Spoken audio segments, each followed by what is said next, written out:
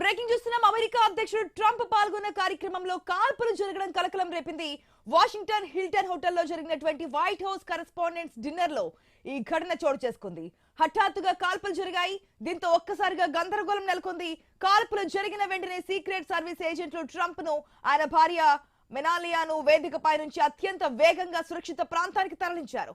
Trump తో పాటు vice president JD Vance, విదేశాంగ మంత్రి మార్కో రూబియో, రక్షణ మంత్రి పీట్ హెగ్సెత్ కూడా ఈ కార్యక్రమంలో పాల్గొన్నారు. వారిని భద్రతా సిబ్బంది అక్కడి నుంచి తరలించారు. కాల్పులకు తెగబడ్డ వ్యక్తిని సీక్రెట్ సర్వీస్ ఏజెంట్లు కాల్చి చంపారు. ఈ కార్యక్రమంలో పాల్గొన్న వారు ఎవరూ గాయపడలేదని తెలుస్తోంది.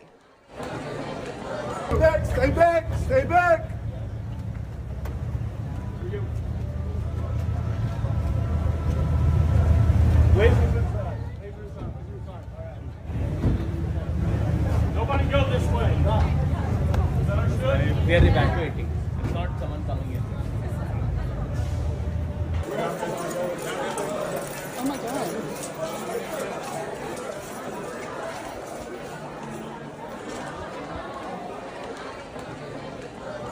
Stay back! Stay back!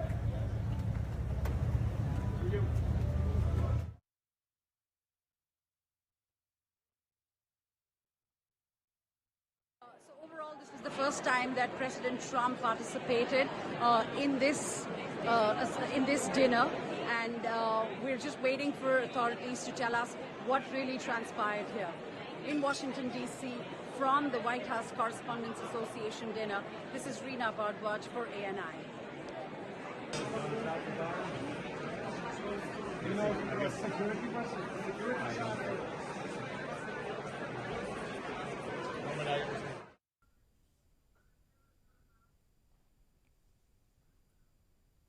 మన స్క్రీన్ లో ఎక్స్క్లూజివ్ విజువల్స్ చూస్తున్నా. మనకి ఐ న్యూస్ స్క్రీన్ మీద మొత్తం 3 విండోస్ కనిపిస్తున్నాయి.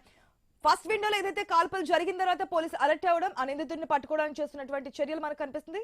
అండ్ సెకండ్ దాంట్లో ఏదైతే కాల్పులు జరుగుతున్నప్పుడు ఆ డిన్నర్ జరుగుతున్నటువంటి కార్యక్రమంలో ఒక్కసారిగా కాల్పులు జరగడం, అక్కడ ట్రంప్ ని తీసుకెళ్తున్నటువంటి దృశ్యాలు, పూర్తిగా సెక్యూరిటీ భద్రతా వలయం మధ్య అక్కడ ట్రంప్ ని ఆయన భార్యని కూడా సురక్షిత ప్రాంతానికి తరలిస్తున్నటువంటి విజువల్స్. థర్డ్ విండోలో మనం చూస్తే కనుక అక్కడ కార్యక్రమం జరుగుతున్నప్పుడు, అంటే ఫస్ట్ ఇన్సిడెంట్ తర్వాత సెకండ్, తర్వాత థర్డ్ కింద మనం చూసుకోవచ్చు. ఫస్ట్ అక్కడ కార్యక్రమం జరుగుతోంది, కాల్పులు జరిగాయి, ట్రంప్ అక్కడి నుంచి సురక్షిత ప్రాంతానికి తరలించారు సెక్యూరిటీ ఏజెంట్స్ అంతా కూడా. ఆ తర్వాత ఎవరైతే నిందితుడు కాల్పులు జరిపారో అతని గురించి గాలింపు చర్యలు చేపట్టి అతన్ని పట్టుకుని చంపడం కూడా మనకు కనిపిస్తుంది. సో హోటల్ మొత్తాన్ని భద్రతా బలగాలు ఆధీనంలోకి తీసుకున్నారు. పోలీసులు, సెక్యూరిటీ ఏజెన్సీలు ఈ ఘటనపై లోతుగా దర్యాప్తు చేస్తున్నాయి. ట్రంప్ తన పదవీ కాలంలో ఈ ప్రతిష్టాత్మక విందు కార్యక్రమానికి హాజరు కావడం ఇదే తొలిసారి. ఇలాంటి సమయంలో భద్రతా లోపం తలెత్తడంపై అమెరికాలో చర్చ జరుగుతోంది. ఆ విజువల్స్ కూడా మనం క్లియర్ గా చూస్తున్నాం. ఇప్పుడే కాదు, గతంలో కూడా ఒకసారి మనం చూసాము, ఆయన సభలో ప్రసంగిస్తుండగా కాల్పులు జరగడము, ఆయన చెవికి గాయం కావడము, ఆ తర్వాత మొన్న జరిగినటువంటి ఇన్సిడెంట్ కూడా మనం చూసాం. ఎక్కడ జరుగుతోంది, ఎక్కడ ఇటువంటి అంటే భద్రతా లోపం చోటు చేసుకుంటుందా, లేదంటే కనుక సెక్యూరిటీ వైఫల్యం కనిపిస్తుందా, అనేక ప్రశ్నలు తలెత్తుతున్నటువంటి సిచ్యువేషన్స్ కూడా మనకు కనిపిస్తున్నాయి ఇటువంటి కాల్పుల ఘటనలు చోటు చేసుకుంటున్నప్పుడు. మాట్లాడితే మనతో పాటు అనలిస్ట్ కోటేశ్వరరావు గారు జాయిన్ అయ్యారు. Good morning sir. Good morning. Good morning Koteswararao గారు, ఇప్పటికే మనం చూస్తున్నాం యుద్ధ తరుణంలో అనేక విమర్శలు, లేదంటే కనుక నేను డెమోక్రాట్లు కూడా విమర్శించినటువంటి సందర్భం ఇవన్నీ కనిపిస్తున్నాయి. సో ఇటువంటి సందర్భంలో ఈ కాల్పుల ఘటన ఏ విధంగా చూసుకోవచ్చు? గతంలో కూడా చోటు చేసుకున్న ట్రంప్ పైన కాల్పులు చోటు చేసుకోవడం, ఆ తర్వాత ఎవరు అనేది ఇంకా విశ్లేషిస్తున్నారు. నిన్న మాత్రం ఎప్పుడైతే ఈ ఘటనకు సంబంధించి మాత్రం ఎవరైతే కాల్పులు జరిగారో ఆ పర్సన్ అదుపులోకి తీసుకుని కాల్చి చంపేశారని చెప్పి తెలుస్తోంది. బట్ ఈ సిచ్యువేషన్ ఎట్లా చూడాలంటారు? గతంలో డొనాల్డ్ ట్రంప్ మీద జరిగినటువంటి ఘటన అది ఒక పథకం ప్రకారం నిర్వహించింది తప్ప నిజానికి అది హత్యాయత్నం కాదు అనేటువంటిది అప్పుడు వచ్చినటువంటి ఒక అభిప్రాయం. ఎందుకంటే ఎన్నికల కోసం లేకపోతే సానుభూతి కోసం ట్రంప్ ఆడినటువంటి ఒక డ్రామా అనేటువంటిది అప్పుడు కొంతమంది చెప్పారు. ఇప్పుడు కూడా అలాంటిదేనా అనేటువంటి అనుమానాలు కూడా ఉంటాయి. ఎందుకంటే ఇంకా నిజాలు బయటికి వచ్చిన తర్వాత కానీ మనం పూర్తిగా చెప్పలేం. కానీ ఎందుకంటే ట్రంప్ ఆడుతున్నటువంటి నాటకాలు లేదా ఇవన్నీ చూసినప్పుడు ఒక సంచలనం, ఏదో ఒక విధమైనటువంటి సంచలనం కలిగించేందుకు ఆడేటువంటి నాటకాన్ని కూడా మనం తక్కువ అంచనా వేయడానికి వీల్లేదు. ఇప్పుడు అతన్ని ఎవరినో కాల్చివేశారు అంటున్నారు. అతను ఎవరు, ఏమిటి, ఎట్లా జరిగింది అనేటువంటిది ఒకవేళ అది నిజంగానే హత్యాయత్నం కనుక అయ్యేట్లయితే ట్రంప్ కు భద్రత లేదు అనేటువంటిది స్పష్టం. ఒక దేశ అధ్యక్షుడు వస్తున్నప్పుడు అక్కడ భద్రత సంబంధించి వైఫల్యం మనకి క్లియర్ కట్ గా కనిపిస్తున్నట్టే కదా. అక్కడ డిన్నర్ మీటింగ్ లో ఉన్నప్పుడు అదే అందుకనే ట్రంప్ ఇంట బయట అనేక మంది శత్రువుల్ని తయారు చేసుకుంటున్నటువంటి ట్రంప్ ఎవరి నుంచి అయినా ఎలా అయినా కానీ ఆ ప్రాణాపాయం అనేది ట్రంప్ ఉంటది. ఎందుకంటే గాజాలో వేలాది మందిని చంపితే నిర్లజ్జగా నిస్సిగ్గుగా సమర్థించినటువంటి వ్యక్తి ట్రంప్. అందుకని అదే విధంగా ఇరాన్ మీద దాడి కావచ్చు, లేదా ఇతర అనేక దేశాల మీద దాడులు కావచ్చు, ఇవన్నీ అతనికి శత్రువుల్ని పెంచేవే తప్ప మిత్రుల్ని పెంచేవే కాదు. అందుకని బాధితులుగా ఉన్నటువంటి వాళ్ళు కావచ్చు, లేకపోతే అతని వైఖరి నచ్చినటువంటి వాళ్ళు కావచ్చు, ఎవరైనా కానీ అటువంటి ప్రయత్నాలు చేయడానికి అవకాశం ఉన్నది. ఎంత భద్రత అనేటువంటిది అమెరికా అధ్యక్షుడి భద్రత గురించి చెప్పుకున్నప్పటికీ మరి ఈ విధంగా జరిగిందంటే ఇది నిజంగా భద్రతా లోపం అన్నది ఉండాలి, లేకపోతే ఒక నాటకీయ ఘటన అన్నది ఉండాలి. ఇది నా అభిప్రాయం. ఒకవేళ నిజంగానే ప్రీ ప్లాన్ అయితే కనుక అది బయటకు వచ్చే సందర్భాలు ఉన్నాయనుకోవచ్చా కోటేశ్వరరావు గారు? ఎందుకంటే ఒక దేశ అధ్యక్షుడు కావాలని చెప్పి అది తొలిసారిగా ఇక్కడ మీటింగ్ కరెస్పాండెంట్ మీటింగ్ లో వచ్చినట్టుగా తెలుస్తోంది. అతను ఎవరు, ఏమిటి, జర్నలిస్ట్ ముసుగులో ఏమన్నా వచ్చాడా, లేకపోతే ఎవరన్నా వచ్చారా, ఎట్లా వచ్చాడు ఏంటనేటువంటిది మనకి డీటెయిల్స్ తెలియకుండా కామెంట్ చేయడం అనేది తొందరపాటు అవుతుంది. అందుకనే 2 ఆప్షన్స్ ఉన్నాయి. ఒకటి నాటకీయంగా తన మీద సానుభూతి పెంచుకోవడానికి, లేకపోతే ఇరాన్ దాని నుంచి డైవర్ట్ చేయడానికి వైఫల్యం నుంచి చేసినటువంటి, ఎందుకంటే ఎవరు ఏమి గాయపడలేదని చెప్తున్నారు అక్కడ కాల్పుల్లో. మరి అంత అటువంటి పరిస్థితి ఉండదు. ఎందుకంటే మనం చూస్తున్నాం రోజు ఏదో ఒక స్కూల్లోనో హోటల్లోనో ఎక్కడొక్కడ తప్పటప్పమని చెప్పేసి 10 మందిని 20 మందిని కాల్ చేస్తున్నటువంటి ఉదంతాలు మనకి చూస్తున్నాం.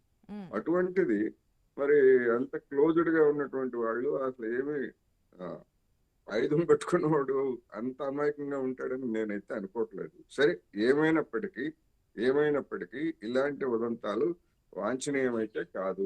ఎందుకంటే ట్రంప్ దుర్మార్గుడు కావచ్చు, కానీ ఆ దుర్మార్గాన్ని ప్రజా ఉద్యమాల ద్వారా లేకపోతే ప్రజా నిరసన ద్వారా ఎదుర్కోవాలి తప్ప వ్యక్తిగతంగా ఎవరైనా హత్య చేస్తే ట్రంప్ కాకపోతే మరొక దుర్మార్గుడు వస్తాడు ఆ స్థానంలో.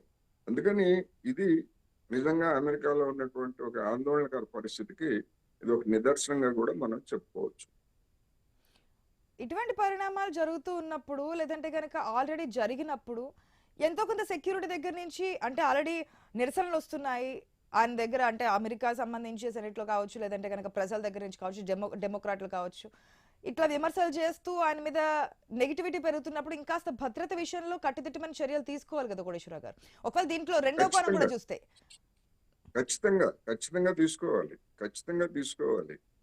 ఎందుకు అంటే ఇంట బయట శత్రువులు రోజు రోజుకి పెరుగుతున్నప్పుడు, ప్రభుత్వం వైఫల్యం కనిపిస్తున్నప్పుడు ఇటువంటి ప్రమాదాలు ఉంటాయనేటువంటిది మరి ఇప్పుడు ప్రపంచంలో ఎక్కడ ఏ మూలం జరిగినా కానీ మేము తెలుసుకోగలం, లేకపోతే మేము పసిగట్టగలం అని చెప్పేటువంటి సిఐఏ కానీ లేదా FBI కానీ వాళ్ళ గొప్ప గురించి చెప్పుకుంటారు. మరి తమ అధ్యక్షుడి మీదనే ఈ విధమైనటువంటి కాల్పులు జరగటం అంటే మరి వాటి యొక్క సామర్థ్యం ఎంత, లేకపోతే వాటి యొక్క తెలివితేటలు ఎంత అనేటువంటి ప్రశ్న కూడా వస్తుంది.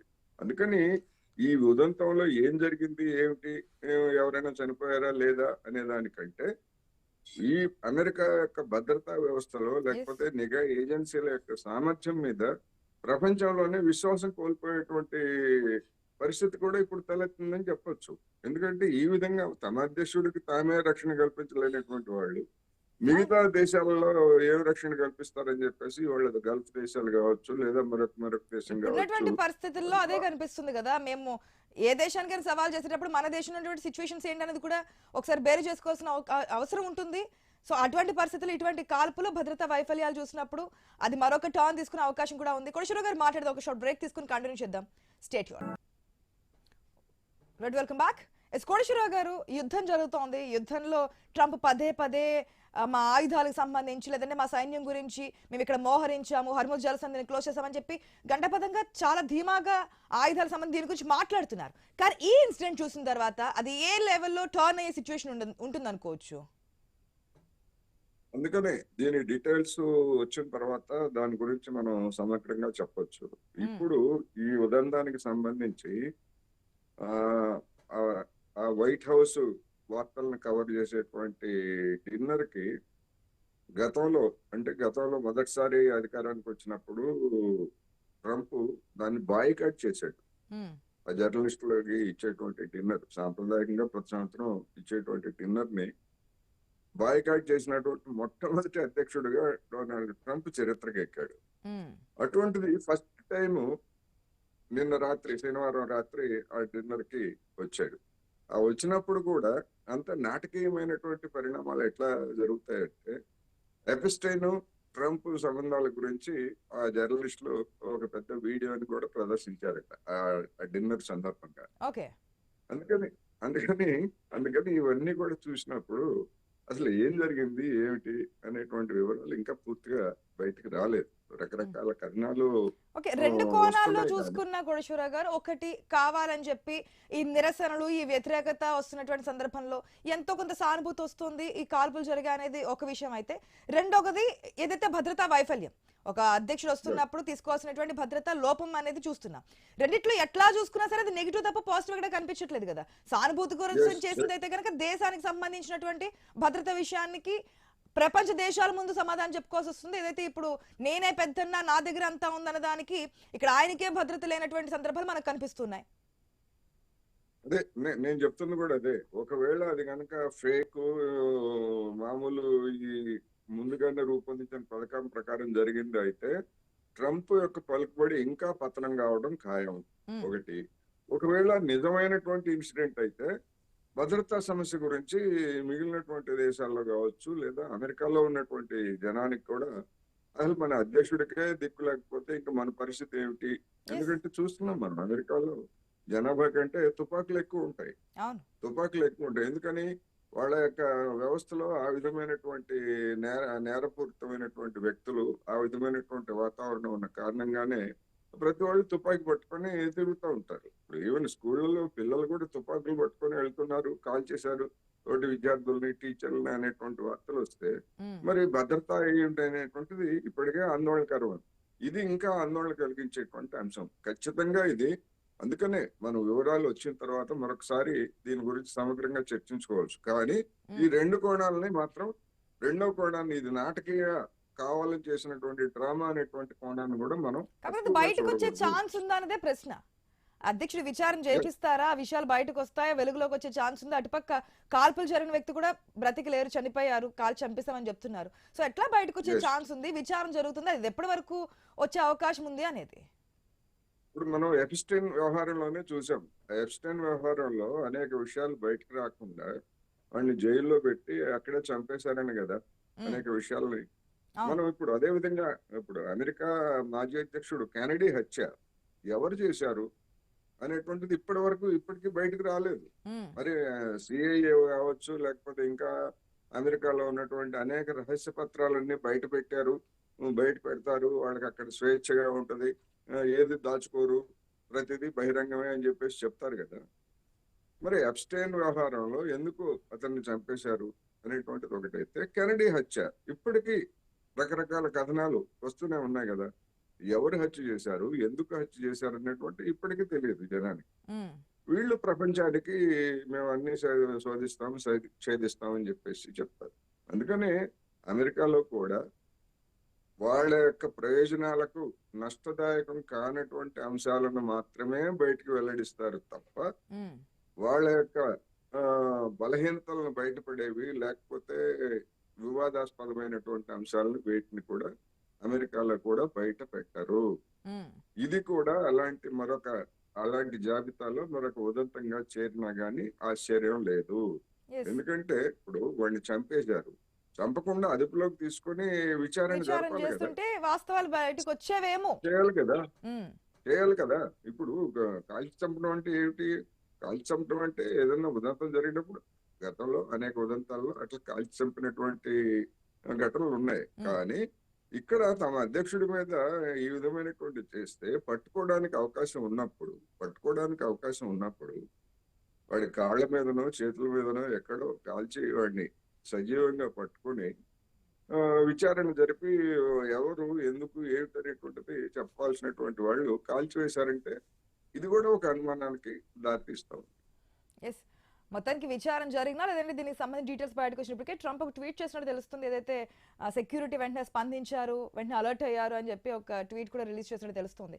ఏదైనా విచారణ జరిగిన తర్వాత వాస్తవాలు బయటకు వచ్చాక కాస్త లేట్ అయినా ఆ తర్వాత అయినా బయటకు వచ్చిన తర్వాత వాస్తవం ఏంటని చెప్పి బయటకు వస్తుంది. ఆ తర్వాత ఎటువంటి పరిణామాలు చోటు చేసుకోబోతున్నాయి చూద్దాం. Thank you so much Koteswararao గారు.